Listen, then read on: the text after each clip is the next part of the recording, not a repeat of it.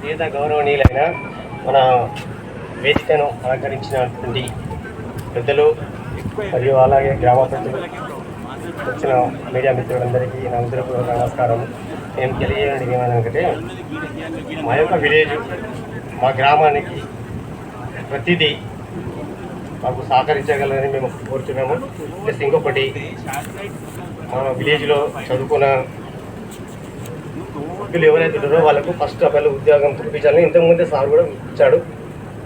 అదైతే ఫస్ట్ ఒకటి సార్ విలేజ్లో అందరికీ మాత్రం సహకరించే ప్రయత్నం చేయాలని మేము మాకు ఇక ఫార్మల్ కంపెనీ పడుతుంది కాబట్టి మాకు కూడా కొంచెం బాగుంది. మేము కూడా అందరం ఒప్పుకున్నాం సార్, మా విలేజ్ కన్ఫర్మ్ చేసుకున్నాం సార్. ఇలాంటిది సాధించేందుకు నాకు సంతోషం. ఎం సందీప్ రెడ్డి పోతంశెట్టి.